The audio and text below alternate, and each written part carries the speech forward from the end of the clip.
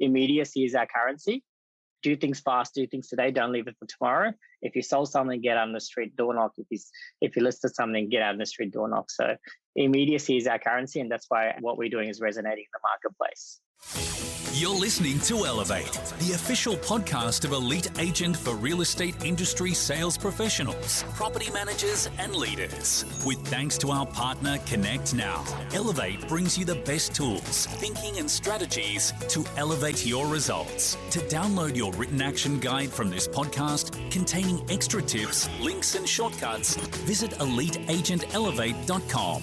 And for more information about how Connect Now can make moving easier on your clients, visit connectnow.com.au. Here is your host, Samantha McLean. Welcome to another episode of the Elevate podcast, where we delve into some of the most interesting minds in business and in real estate for the very best tips and strategies for you to implement to elevate your business. I'm Samantha McLean, editor of Elite Agent and host of today's show. Joining me on today's episode of the Elevate podcast is Avi Khan of Ray White AKG. Named an elite business leader and awarded business growth leader for property management, Avi has skyrocketed to the top 1% of the Ray White network. So Avi, welcome to the show. Thank you for having me. Well, it's great to have you with us. We've watched your journey pretty much from the start, actually, through your Marsden and Beenleigh offices and now to the new office at Daisy Hill and also the new name Ray White AKG. So first of all, congratulations. But how did your team celebrate this achievement? Because that's amazing growth. I think we celebrate every day, Sam. I think the team celebrate a bit too much. No, we take stock of what we've achieved like every week. In our sales meeting and what we do. But it's how do you celebrate these things? I don't know, because there's no finish line in our business. If you keep celebrating, you're not going to grow. So we celebrate different momentous occasions if we do well in property management every 6 months and Christmas parties and things like that. But I think the guys sometimes just pinch themselves and say, look, where we started and where we are and where do we actually go. So I don't know the celebration bit. Yeah. Every day's a celebration. Every day's a celebration. That's right. Absolutely. And Ray White AKG is a bit of a cool name, has a bit of a cool ring to it. Was this always a goal of yours? No, it sort of just happened naturally. It's something that Ray White suggested to me that I should be naming the group. It was something that all my businesses will come under that group. But the more we looked at it, it can resonate in different marketplaces. And it's something that, I think we just get a bit boring with branding and what we call ourselves and things like that. It's something to just think outside the box and say, hey, what else can we do to brand ourselves better and set us apart from our competition? So it sort of was suggested by Ray White, and it took me a while to get used to it. Whether we call it AKG or Avi Khan Group, we settled on AKG because I thought it sounds better, sounds more trendy. I think it's worked for another fairly well-known agent within the Ray White Group. It has, isn't it? And look, we look at his success and what he's done, and we're like, how can we emulate that? Obviously, we can't with what he's done. He's another level altogether, but he's a very nice guy, and we've spent some time with him recently, as you've probably seen. But no, it's working for him, so why not copy what works for someone else? Now, before becoming an agent, you had a career in legal consulting and commerce. So tell us a little bit about that and how you ended up in the real estate industry to begin with. I studied in New Zealand. I studied law in New Zealand, and I was a bit tired of the fishbowl existence in New Zealand, even though I love the place. All my best friends are there. I decided to come to Australia, and I was working in a project in the state government in law. We're implementing new policies and strategies around environmental planning. It's all very exciting stuff, Sam. I'm sure the listeners will be very interested to know about that stuff. But I sort of fell into technology, legal consulting in terms of automated decisions, and sort of went onto a path of consulting for different companies over 5-6 years. It got to a stage where I was traveling 5 days a week. I was interstate. And when I had my first child, I said, look, something's got to give. I was buying and selling a few homes, and I really liked the look of real estate. It looked really easy at the time, right? The fast cars, nice suits, lattes. But I said, look, let's give this a go, because the agents that I dealt with, I didn't have a very good experience with. So it looked so simple. But once I got into it, like, okay, this looks very, very difficult. It's not as easy as it looks from the outside. So I sort of fell into real estate because I was taking a break from what I was doing. And I gave myself 3 months, and 7 years in, I haven't left since. Amazing. And so what lessons have you carried over from your previous career into real estate? It's all about relationships. I think that's what sets us apart from anyone else. In business, I was in a contracting model. So I was looking for work all the time. I wasn't going from 3-month project to 4-month projects. So relationship building is what sort of I learned in my previous role. And it's always about giving something back to people. And the more people you know, the more networks you create, the more business you're going to get, the more you're going to learn about what to do in the industry. So I think the relationship side is something that I got out of my previous work experience. So it's always tough to get your first listing in real estate. Do you remember your first listing and how did you secure that? So it's a funny story. I was cold calling in my local area. I cold called a lady who lived 2 hours away from my local area. So she said, look, I'm willing to sell. Come and see me. And I told my principal, hey, I called this property and the lady's willing to sell. She's like, oh, great. Get her address. I'll come out with you. We looked it up, made an appointment. And then she called me later. She said, hey, just wanted to make sure that you're not coming to my house. I'm like, what do you mean? She said, well, I live in another. I don't live in the suburb that you called me about. I'm like, oh my God, that's just crazy. We don't live out that way. So we referred her another agent. But then about 3 weeks later, she called me back. She said, hey, look, now I'm going to sell my principal place of residence. Come out and meet me. So it sort of started like that. I did a lot of cold calling when I first began real estate, and that's what secured most of my listings. Yeah, that's amazing. So even though she lived a long way away, I'm guessing she was impressed by the fact that you did the right thing by her as opposed to trying to, sort of sell it out of area yourself. Well, I said to my principal, I traveled to Sydney for work, so I can do this. It's only a 2-hour drive. She said, well, if you take the listing, don't bother coming back to work. So I decided not to take it. So, she was happy that we found her a good agent and she decided to sell her own place after that she sold the other one. Well, that's a very cool story. I've read once that you've said that your job is more like being a counsellor than an agent and that your key goal is to keep the process of buying and selling simple. That would resonate, I think, with a lot of our listeners out there.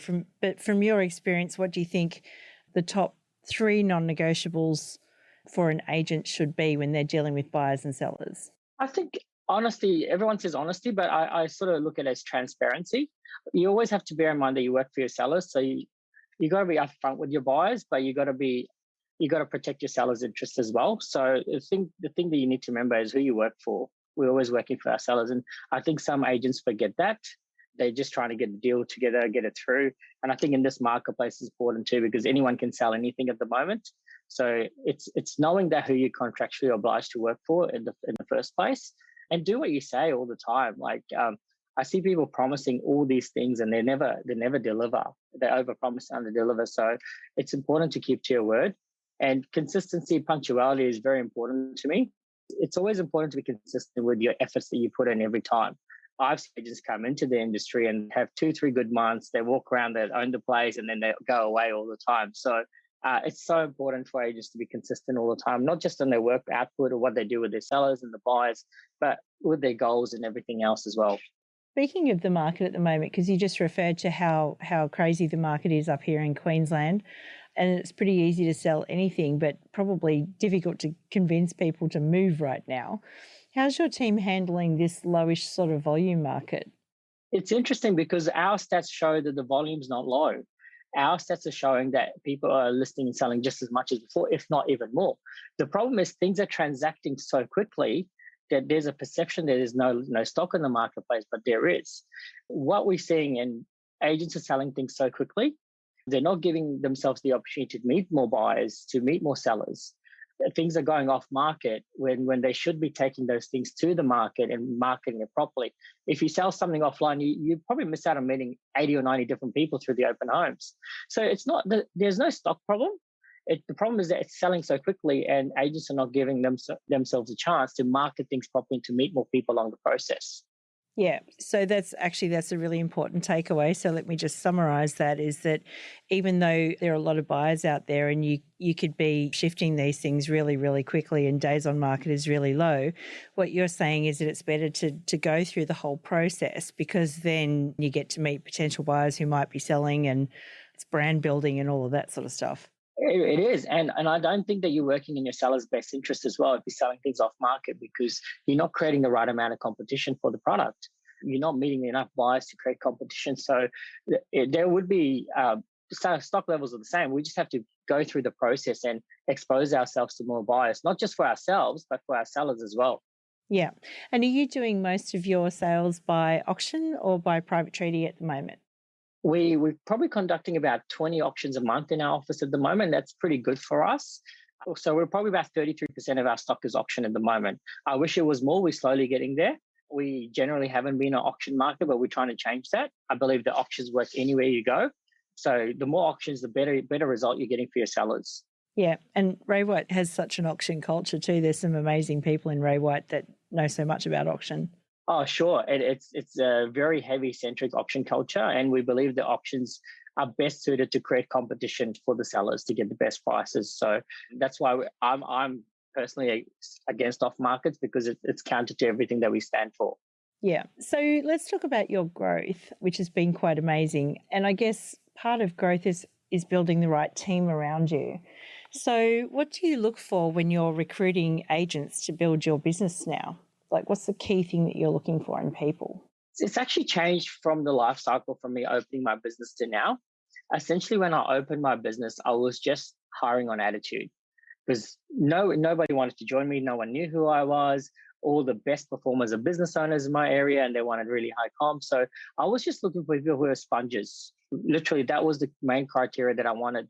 It's people that were willing to be trained and listen to what I had to say, and then can grow with me. So that was probably essentially what I looked for in the first 12 months. Now it's changed into, I'm looking for more high performers, and I'm looking for people that will fit into our culture very well. So one thing that we do in our offices is that we don't hire anyone before taking it to all the staff first. So if I'm hiring an agent, I'll put it out to all my staff. Say, hey, I'm hiring Joe Bloggs. What do you think of him? Is he a good agent? Does he have a good reputation? Is there anything that I need to know? Would you like to have him in our team? And if 70-80% of them say yes, then I'll probably go and hire them. But if there's strong consensus that we shouldn't hire them, then I probably won't. So it's gradually changed, Sam, from when I've started to what I am now. Essentially, I was looking for sponges, but now I'm looking for high performers who fit into our culture. Yeah, amazing. How would you describe the culture that you've built? Like, what is it that you're looking for people to fit into? I think basically what we want three things that I want from them. I want them to have fun along the way, because real estate can be very combative between agents and agencies, especially now with the market doing so well. Everyone's sort of fighting about different things every time. So my culture is, let's have fun. Let's make some money together, because we have to be honest to ourselves and say, hey, we're here to make money as well. And the most important thing is that we take care of our clients along the way. So it's their journey. We're just there to help them. We have to remember them. I get really annoyed when people act like, we're taking people to the moon, or we're taking people to Mars. We're just average day people. So I want them to have fun, make money, but most importantly, make sure that we look after our clients, because we're trying to build a referral-based business. Yeah, amazing. I've stalked you online, by the way, and your property management team has like a 4.9 Google rating. Congratulations, because that's difficult, particularly when tenants are usually grumpy about something. How do you consistently ensure that positive client experience, even though some things might not go as planned? Yeah, so it goes back to how you treat your property managers first and foremost. So when I first opened the office, I made sure the property managers are sitting in the same spaces as the real estate agents. So normally when you go to an office, the PMs are just stuck in a deep, dark, dingy corner. I'm sure you've seen that around in the back. So they actually have more room in my office than the real estate agents do. So what I make sure the property managers understand is that we treat the property managers same as the agents. So I expect you to treat the tenants the same way as we treat our landlords. They're equally as important in the process. And when you look at bad reviews, bad Google reviews, most of the bad reviews come from tenants, not from landlords. It's because property managers generally have this skewed version of, we need to treat the landlords better than our tenants. So in our office, everyone's the same, whether you're an agent or your PM. And I expect the girls to have the same mentality when it comes to tenants and landlords. So we work very hard for our Google reviews. I think we're number one in the Ray White network in Queensland. And I'm very proud of the fact that we're 4.9 out of 5. So thank you for mentioning that. It makes me feel happy that actually that's one thing that you came up with. Well, I think one of the things that I've been really impressed about is that you've paid a lot of attention to adjacent services as well. And you really built like the ecosystem, I think, that Mark McLeod refers to it as.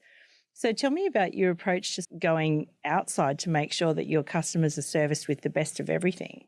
So it's something that I've spent a lot of time with Megan from Ray White AKG. I know you know her personally as well. Yeah. So Megan sort of distilled into me the need for a full service sort of offering to your clients, not just about selling something, but what you're going to do for them in the future, whether it's property management or loan market brokering or concierge that we use a lot. So connecting their services and everything along those lines.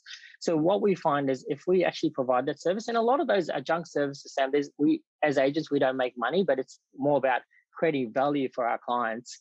And they judge us on not just what we do, but whoever we refer them to. I expect my agents to network with brokers, network with conveyancers, with tradies. Anything that we can do to have those services in there ready to go for our clients actually makes us look better and provide a better service for our clients, because it's much easier to have repeat clients than go out and every time and find new clients along the way. So the adjunct services, it's a big piece in our puzzle in our office, and we're trying to add the finance brokering side to our service offering at the moment. You just mentioned Megan Jaffe, who's one of our favourite people in the world. What do you think are a couple of the big lessons that she's taught you outside of what we just talked about? I wouldn't even come up with two, to be honest. The main thing that's changed my mentality or how I do things is growth by consensus, which she does in our office so well. So she's got standard committees for things that, if something's topical, if she wants to change a rule in the auction process, or if she wants to change something about growth or recruitment, she actually has committees in our office that she consults and say, hey guys, I'm doing this, what do you think? Whether it's a couple of agents, a couple of associates or property managers. So that's one thing that I've built in my business is like every time I do something, every time I move on something, I consult with 3 or 4 people in different lines and say, hey, this is what I'm doing. What do you guys think? Because it's important to remember that as you become a leader, you're less and less on the grassroots of real estate. You're more of a helicopter vision. So it's important from Megan's perspective. I've learned to have those people on the grassroots that you consult. The second thing that most importantly is how we build business plans for our agents has changed a lot since I've gone on and seen Megan. How she does business planning with her agents is above and beyond what anything I've ever seen. So most of the businesses are concentrated on GCI, where your appraisals are from, how much marketing you're getting, all those things that encompasses the main business plans for principals and agents. So our business plans are so diverse because of what she's taught me, that we talk about everything from their goals to their 30-day plans to their 90-day plans to how we're building advocates, how we're building their personal brand, how we're building their agency brand at the same time. But it's just, it's sometimes when you have a bad day, she's only a phone call away. So it's been good, especially during COVID. I remember I FaceTimed her once and we spent like 2 hours on FaceTime. She was just taking me around the house showing, because she's bought a different house next door just to house our admin team. But it's just that's what the network sort of provides us, is the ability to reach out to people like Megan and say, hey, what do you reckon? What do you think I should be doing? Actually, I was just going to change tactics to marketing, because I know that marketing is a bit of a passion of yours as well.